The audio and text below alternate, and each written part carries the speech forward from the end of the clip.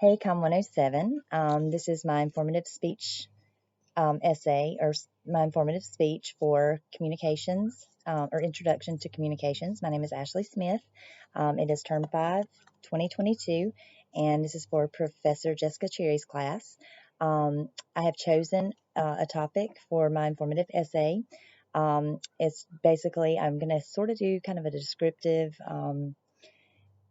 my outline gives a descriptive of my whole concept of my chosen topic. I chose technical communication, which is a study within the field of communications, and I chose a subcategory of handwriting analysis because I am going to go back and try this initial introduction to the class as my finale. Now that I've got a better understanding of how the processes and methods and how communication works.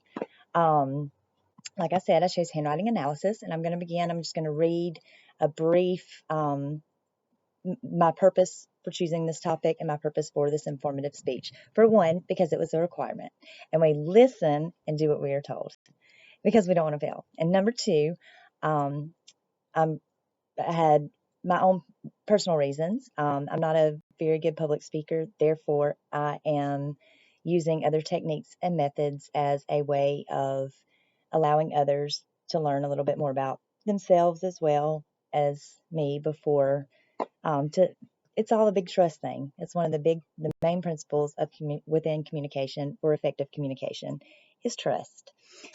Okay, communication class. It provides a way for us to introduce ourselves properly to an audience so that our topic remains our main focus and we stay of discussed information for the informative speech. Handwriting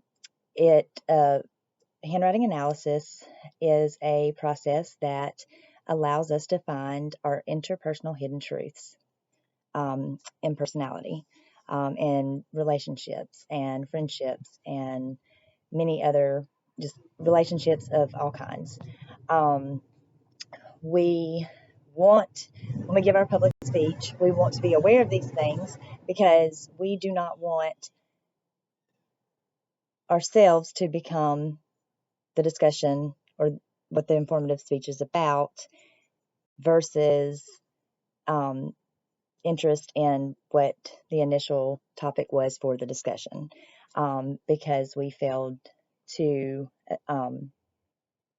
take a look at ourselves before we went and analyzing other people. My big thing when I chose this topic, I was like, or when I started to do my informative topic, I researched a little bit more about an informative topic or informative speech, and it did say, that is more of an expert level of public speaking. So I sat down, I was like, okay, I don't even know myself. How am I supposed to present information on a topic that I'm passionate about when I'm not really even passionate about myself? There's some mental conflict going on. My ideas were kind of conflicting. It was leaving many stumbling blocks and obstacles that I was not getting past. Therefore, stepped outside my box and practiced some alternative methods that I found that were to help me overcome my public speaking anxiety. One of which is called conversational hypnosis, and I will get to that. Actually, I can touch on that now. That is one of the initial things when you step center stage in front of a crowd of people. It's that initial feeling. Yes, conversational hypnosis is a technique that is used for others on with a basis of trust that is established between two people, typically a therapist. It's not used for retaliation purposes and other. We're trying to get rid of negative or mental conflicts, not produce or develop more mental conflict. We're trying to make a change and a shift in our mindset. Therefore, handwriting analysis, I did a simple handwriting sample. It was my marriage license. I used my signature and my husband's signature and did some research. There are a couple of things that I thought were really cool. I don't particularly have my marriage license right here with me. However, I do have another example of a writing sample, kind of the same, uh, just on the basis of, I'm going to point out a couple of key characteristics that identify certain personality or interpersonal um, developments, emotional or characteristics about you that are the same and that you can kind of relate to when I tell you a little bit about myself and what my handwriting says about me. I think this is really cool. I hope you do too. Um, Handwriting analysis is a form of technical communication. It can be used as evidence for court proceedings. Does serve as a substantial and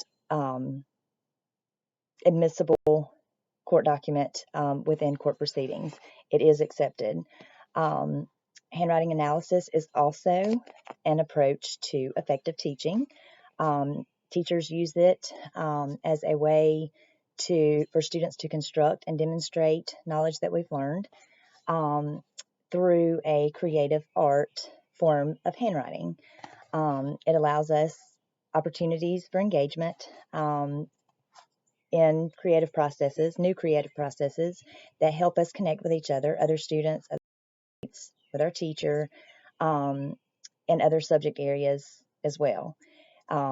It also helps us meet our evolving objectives in both areas or in all areas and subjects while we are students in school and in the working world and in life itself. Um, It is called art integration or handwriting integration, creative handwriting.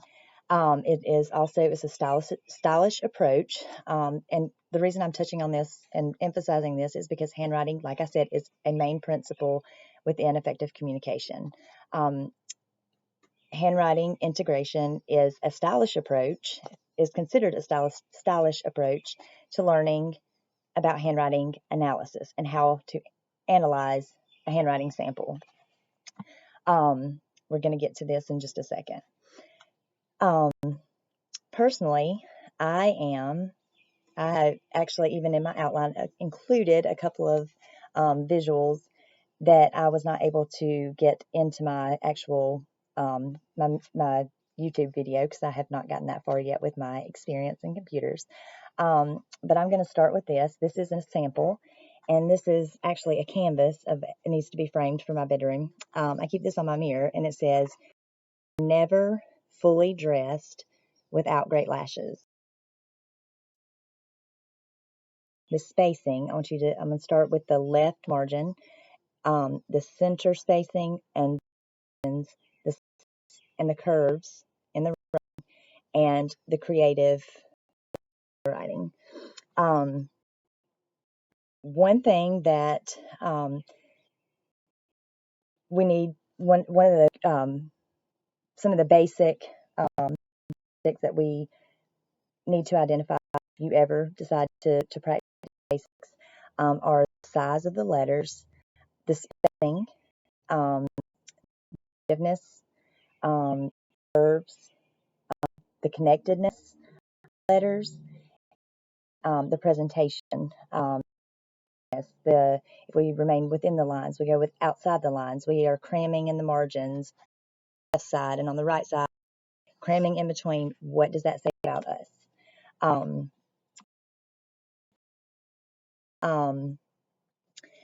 Handwriting analysis, even though it can say a lot about us interpersonally or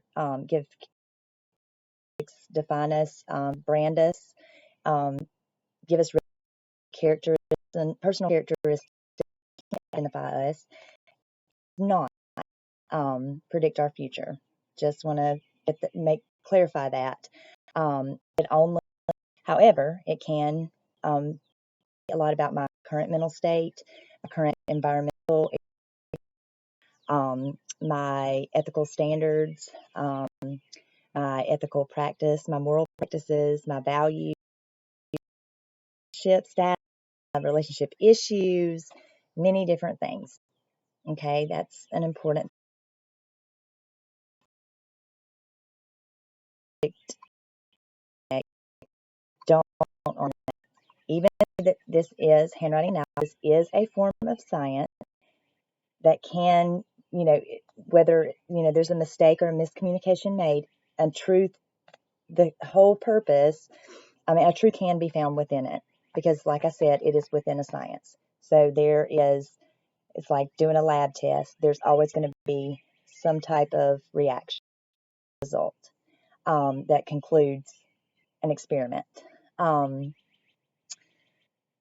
an introduction, basic introduction to my topic, kind of like introduction to communication. I'm communicating myself because I need to get to know myself better as I start developing all these new alternative methods that I'm practicing. I went way outside my comfort zone with some of these new processes. I've never tried them before. Yes, I'm communicating a little bit better, a lot less conflict going on, but I still got a few to go. One thing about handwriting analysis, I don't know if you have ever been in a bad relationship. You've ever had a friend that is a pathological liar, that has stolen from you, just hurt you, or even just in class, misunderstood instructions, or completely just did not understand an assignment. Technical communication, handwriting analysis can clarify any misunderstandings and make them become very, very clear. Just to say, this is an excellent method. I think is very effective for college students and even students. So when we were children, when we learned ABCs, when they were telling us to write within the lines, that's what we were learning. This is what this teaches us when we were children, just to raise awareness. That's something new that I thought about. But anyway, okay, what we're going to do, we're going to start with the left margin. I kind of went back to another thought. We're going to look at the left margin, and I want you to see how, just imagine that the writing is closer over to the edge. If the writing was closer to the edge and covering majority of the margin, like mine did, it would substantially state that I'm attached to my past from just that little narrow margin. It also says that I refer to my past when making decisions, and I'm attached to old things and memories, and that I'm scared of taking risks. Okay. It also says that I'm a very expressive person by the creativeness that I present.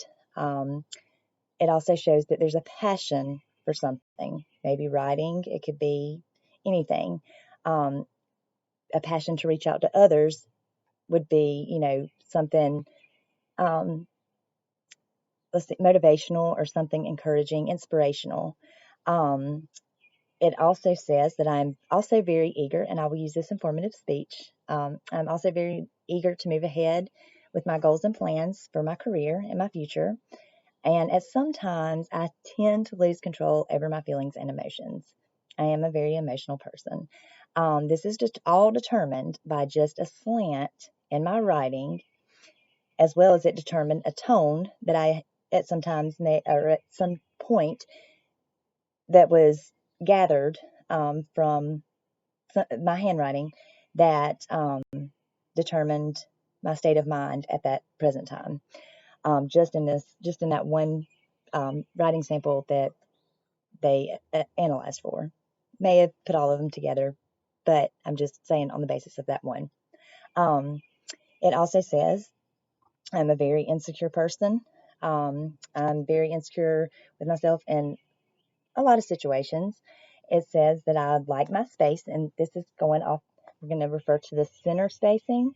It says I like my space away from others. And it also says that I have a very hard time trusting others. So that blankness down the center could sort of say something about along the lines of betrayal, a feeling of betrayal or a feeling of loss. It says even though that I have a hard time trusting others, I still give everybody benefit of my doubt. I at times I have a very creative mind, but it's also very bent, and I try to avoid violence, and I try to avoid all arguments as much as I can. I would rather communicate on a conflict or disagreement rather than argue about it. It's not very effective arguing about anything. You get nowhere, and it causes another mental conflict. But anyway, this is determined by the responses to others. Outside, that's the last part about the bent mind. And when referring back, I tend to refer back to my past when making decisions.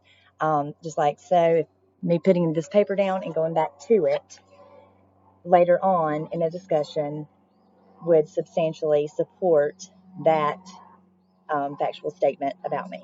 I do that. I'm the world's worst and guilty of that at all times. I think that every bad experience I don't look at it as a bad experience. I try to take that and make it a learning experience, lifelong learning.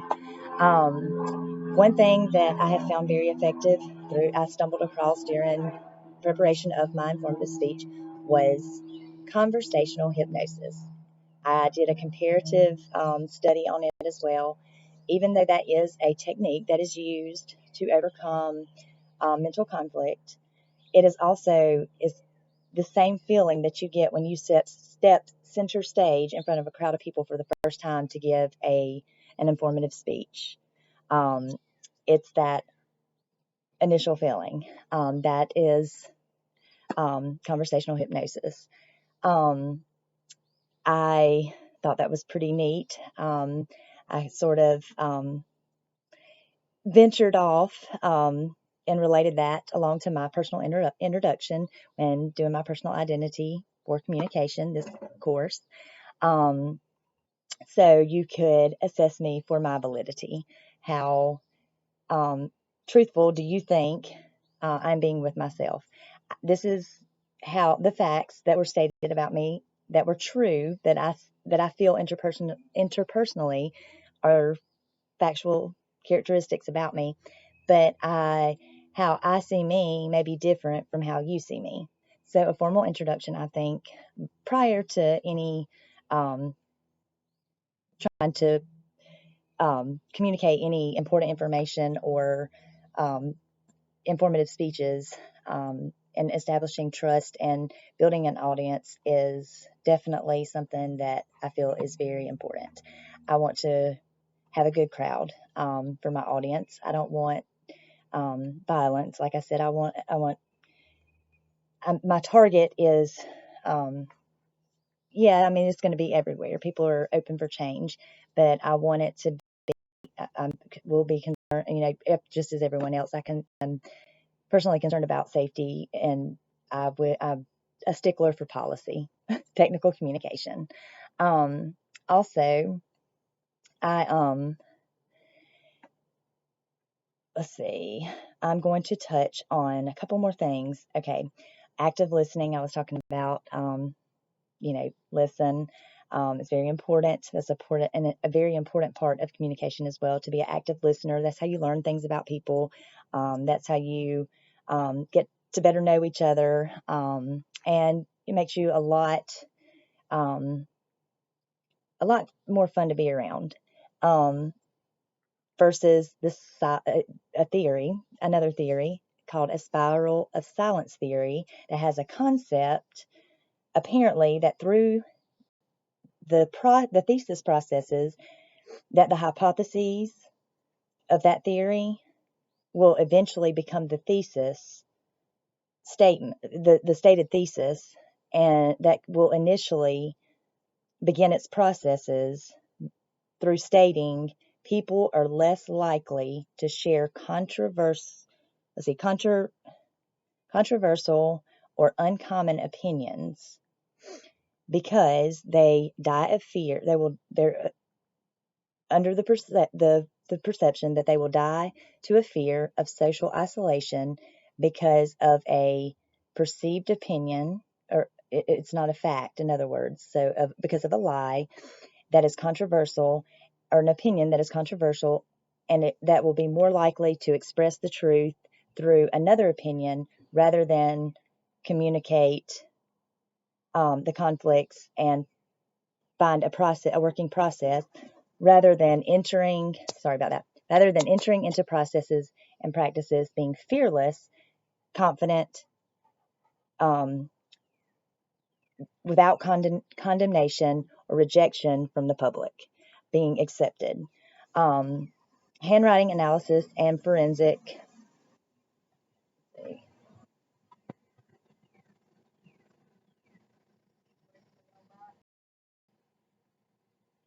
Handwriting analysis and sorry about that. Handwriting analysis and ah, handwriting analysis and forensic psychophysiologist are another career that I used for comparison for handwriting analysis. They are the ones that um, operate and assess and actually carry out the tests and exams in forensic um, polygraph, which is very similar concept to handwriting analysis. Just another resource that I thought would be something good maybe later when you have time to kind of research and do a comparison yourself and see the concept and see why I chose that um, to highlight that one field of study as far as learning a little bit more about handwriting analysis and the working processes. As far as stress and comparing that also with the speaker's anxiety that I challenge every time I go to communicate on social media or in front of a group of people. That is something that I'm still working on. However, it is also a very knowledgeable field, or they have very knowledgeable or very informational concepts that are very effective in our everyday lives, in our career, professional lives, our relationships at home, and just in society and in life in general. Also, um, let's see, the polygraph. This is another neat thing. The polygraph, another thing about characteristic or definition when defining polygraph, it also means many writings. Just because it is a form of technology or a process of technology that conclude or finds a truth, it also refers to the science of the test in which several physiological responses are measured at the same time that detect signs of deception. Um, Same kind of concept, like I said, as handwriting analysis, but handwriting analysis is not within technology. It is, well, it could be, um, meaning that, but it's not determined, or the results are not determined from a machine and from our heart rate and our breathing and things like that.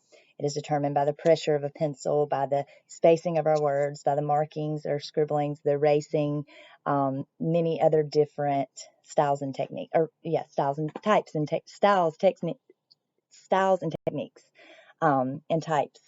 Um, the let's see, the or the psychophysiologist that does the polygraph, the forensic psychophysiologist, as well as handwriting analysts, they are very highly disciplined and well trained people and technicians that practice the basic, simple scientific principles that of compile that and excuse me and compile information that are subjective to any skeptical thought, which brings me back to the conversational hypnosis, the conflicting, um, the mental conflicts that are subjective to any skeptical thoughts and misunderstandings, and clarify miscommunication of an understanding or of a final result or final answer. I feel that studying handwriting analysis and technical communication are very important because they can help us establish or help us choose the right career for ourselves. Once we learn who we are really interpersonally, and do find something that we are indeed truly passionate about. helps us identify our talents. It can also help us identify our problem areas, like I did with the mental conflicts.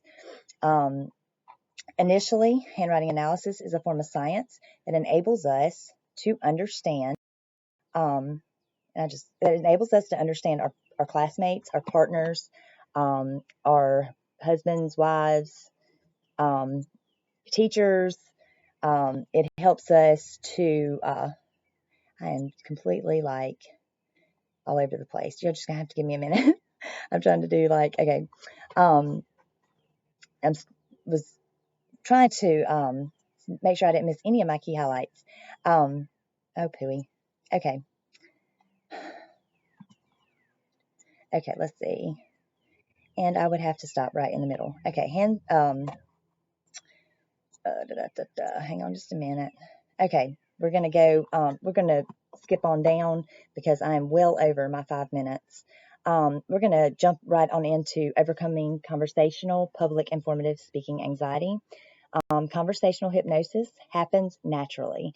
Like I said, as soon as you step to center stage to give a public speech or even do a public speech on social media or on YouTube media for education or within your classroom, that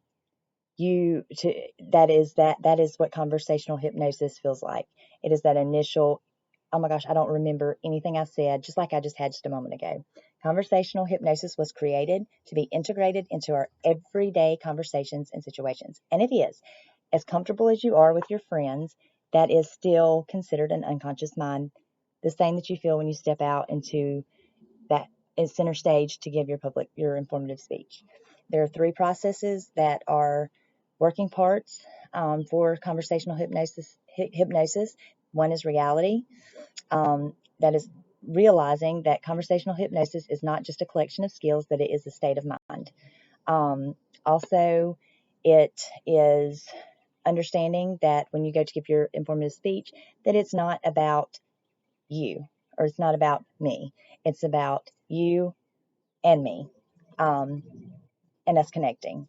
The ability to connect is referred to in conversational hypnosis as the H plus, which is hypnosis plus with an extra positive energy motivation hypnosis. It was created to make it easier for us to adapt quickly, consistently, in evolving and changing cultures and new environments, to respond effectively, having an ego-centered yet controlled approach that is intended to positively impact others and the audience in all aspects. Always remember, it's never about me. It's about you and them. That is one thing that I gathered from that, me having a self-first concept. Okay, you always want to build a good rapport. A rapport is when you meet someone new, your initial or a common practice is to walk up and say, "Hi, I'm Ashley," and shake their hand. That is building a rapport. You want to introduce yourself like I'm doing now. You want to introduce yourself and build a foundation or some stepping stones to building a healthy relationship and go from developing new ways and overcoming challenges. They also have what is called hypnotic rapport, which is seemingly different. That's just another key characteristic or key topic that you can kind of use it when comparing it for differences and contrasts, that I thought I should, pull out there. I didn't know if you'd ever heard of it. I had not. So this brings me to, I'm going to go ahead and start concluding with my informative speech. Now that you've learned a little bit about me and how to, if you ever are in doubt about when you meet someone, even in management or in your career or for your children, for childcare, many different areas and practices that are mandated for your life, that are a must. Handwriting analysis is a good concept. And online, there are so many different opportunities to get just the basic fundamentals to help you to get past, you know, that get over that whatever's in your way, to overcome that obstacle that is holding you back. I didn't really even know myself that well until I thought I was self-aware, which I was. It did raise self-awareness, which is another good thing. Emotional intelligence is awesome. Let's see. Um, One thing that I found about technical communication as well is that also when referencing or doing my research about informative speeches, I also learned that an informative speech is from someone who has expert knowledge. Me not being an expert on even myself, interpersonal um, conflicts and mental conflicts, um, it's very hard for me, especially on my level of education as well. I have no degree yet. I'm still in college, to give an informative speech on a topic, an expert topic. So I'm having to go off the basis of my personal experience. So just for the record, I am in college. This is not I'm not a degree holder. I'm not an expert in this field. This is just an interest that is relevant to my field of study and research for my career. Um, Another thing, so this has been it's been kind of a worrisome thing too. It's helped me along with the anxiety as well. Um, I have always had sort of a standalone concept. Um, I do personal inventories regularly to try to pinpoint conflicts and challenges that I maybe have kind of passively just, you know, let slip by, or just passively just didn't have time for it, just let it slip on down and end up on the bottom of my stack of things to do. Um, I have research processes within handwriting analysis that would substantially give this informative speech some credibility as far as truths when introducing me. And am I expert about myself? Well, no and yes. I have also researched processes of how the technology and the processes and how the processes and operations work for the chosen topic, as well as similar concepts and other methods that are not technological, that are within technical communication. So it substantially gives it credibility to um, it, to it provides some fact or some supporting evidence as to the I don't even know the word I'm looking for, but anyway, it is a yes. It would give it substantially a little interpersonal credibility or personal identity and communication support, or establishing personal identification within communication. It would be very supportive of that topic. Um, Another thing, like I said, I need to go ahead and conclude because I'm well over 5 minutes. Um, I have touched in my outline. Like I said, I would love to sit here and go over all this. I really just do not have time. But always remember, and I did. I'm going to give a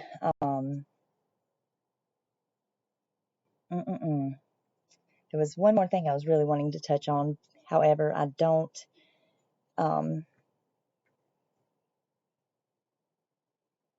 Okay. Okay. Yeah. Have you, there's another thing too. Let's see. Anyway, okay. So, what have you learned about me so far? This is how I see me based on the analysis results. And I'm going to touch on this and use this as my concluding thoughts that are very supportive as um, methods and concepts, or two working processes that I found for that seek truth as a result or as a conclusion or summary. or that summarize a concept. What my handwriting says about me through my handwriting analysis. And feedback would be great because I would like to know how, just by my presentation, even though I'm still a wreck, how factual you think that these characteristics in my personal that branded me or gave me a little reputation or credibility for my informative speech, how you feel these characterize me, if you feel that they are sufficient and valid. So, in other words, concept, thinking me as the subject, the concepts as the idea, and the theories as the objective. Okay. So, have you? Okay, so we're going to do it like this. We're going to say, okay, have you ever tried to present a introduction to your informative public speech for the very first time and tried so hard to relax for a successful delivery of your informative speech topic? Well, yes.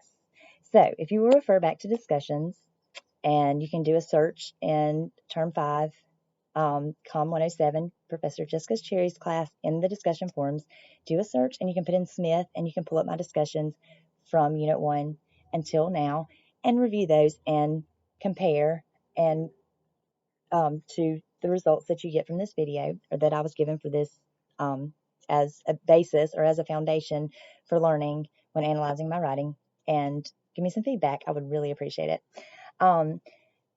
It is one thing about handwriting analysis. If you think back, like I said, when we were children, the nervousness that we're feeling is the conversational hypnosis. If you think all the way back to when you were a child and the wide ruled paper when you learned to write your ABCs and the sizing, and you have to stay within the lines, and that was the concept of handwriting analysis. I never really even thought about it like that. I guess I was that distracted. That's kind of like the I'll go first theory, like when I was a child, which is completely different than my presentation today. I don't want to go first. I don't like to do this if I don't have to. It's more of it's a deeper learning process. It's a deep learning process that allows you to grab a hold of your mental conflicts and take control of those in an unconscious state of mind, and gain and take the ideas and the imagery that you experience that have destructured your performance or destructured your learning processes or your states of mind, and through conversational hypnosis, whether through the techniques with a therapist or through basic fundamentals that allow you ways to overcome that without actually undergoing hypnosis, by replacing thoughts with positive things instead of ideas that are conflicting, like, well, I'm not good at this, but I've got better. That's still a kind of a conflicting process. You want it to be a smooth sailing, and it's positive feedback. It's informing. It's motivational. That's what you need. That's what I'm working on.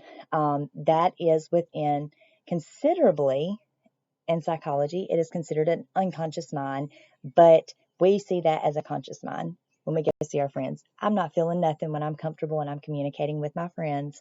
That is that feeling when you're out on stage and you are just at a complete blank, that we consider an unconscious mind. It affects our breathing patterns. It just numerous things that we can imagine all those negative things, but why can't we imagine the positive things? Like, I decided to do my informative speech outside. It is beautiful here today in South Carolina. The wind is blowing. It is wonderful outside. And just the fresh air has allowed me another way, which is outside of my comfort zone. It's allowed me another environmental change and adaptation, and a new concept of trying to help me relax while I deliver my speech. Just another idea. Um, and it's beautiful. I mean, it's motivational to get out here and the sun's shining and the wind, the breeze is just perfect. Okay, so like I said, from my handwriting, now that you've got to know me a little bit, if you get a chance, refer back to my discussions, and on the basis, after reading my discussions, refer to this video and what my handwriting said about me. It states that I'm attached to my past from the narrow margin format to the left side of the margin, which means I wrote over the marginal line to the left side. It says, because of that narrow margin and going over the line on the left side, it says that I refer to my past when making all decisions. It says I'm attached to old things, and that I'm scared to take risks. It also says that I am an expressive person that has a passion to reach out to others. I'm very eager to move forward and ahead with my goals and plans, and that sometimes I tend to lose control over my feelings and emotions. That is determined by the slants in my letters. Um, we get emotional, we need somebody to lean on, or a shoulder to cry on, or, someone to talk to, a listening ear, all these different things they are essentials to a healthy to life. They are essentials to us living. I mean, they are necessities. We have to have those things. It also says that, it also says that I'm a bit insecure with myself in certain situations, which is very true. My hand language, I do cross my fingers like this a lot. That's a security blanket. It's makes me feel like I'm connected. I'm connecting somewhere. Or it's a feeling when I'm not really feeling that I'm connecting, it gives me that security, that hope. um, it says that I have a very hard time trusting others, which is true. I do, however, it also states that I give everybody benefit of all my doubt. I've had many people break trust with me, and I've tried to establish trust with someone else after that, and then they broke the trust, and then it became a working process and a normal pattern. But I still step into every room and every approach and every relationship and give everybody the chance that everybody deserves, because everybody deserves a fighting chance. So, even though I have a hard time trusting, I still trust. Trust with all my heart. When I do trust, I trust with all my heart. It is something that is one of my beliefs. I believe I'm a Christian myself, and I believe in truth. You get nowhere if you can't tell the truth. I don't need it. Anyway, it says that even that itself says a lot about you. Just so you know. It also says that, excuse me, it says I like my space away from others by the spacing down the center. If there's spacing like in between, like in within the same sentence, there's spacing in between, extra spacing. The connectedness of letters says things about people, or says things about me, as well does the creativeness of my handwriting, the curves of my letters. It says that at times, I am very creative, but I do have a very bent mind. Um, and I hate violence. I do not like violence. I try to avoid violence, and I try to avoid any argument where there's yelling and things that are not very effective. I like effective processes, working processes. That's something that I'm working on, is establishing better relationships. Anyway, I'm going to conclude with that. Your feedback, I would love to hear back from you. It was nice meeting you all. I hope that this is a technique and these are some concepts that you can use now as well as later and throughout your studies while in college. And I wish you all the best of luck. And it was nice meeting you. And I wish I could see um, some of your media. I'm going to try to look some of you up on YouTube, but be sure to get back with me if anyone sees this other than Professor Cherry. Do that little assessment or that little analysis of your own and see it, and give honest truths about areas I need to work on. I love criticism, and that's the only way that we're going to get good at what we do is to be criticized and work on points that maybe we're having a hard time identifying. I look forward to hearing back from you, and good luck. This is for the purpose of this writing or informative speech is for Introduction to Communications at Post University. My name is Ashley Lynn Smith. I'm a freshman, and this is Unit 7, Term 5, 2022. The assignment date is April the 24th. It was due 2022 due to computer issues. I am turning it in today. Today is April the 25th, 2022. Look forward to your feedback. Thanks.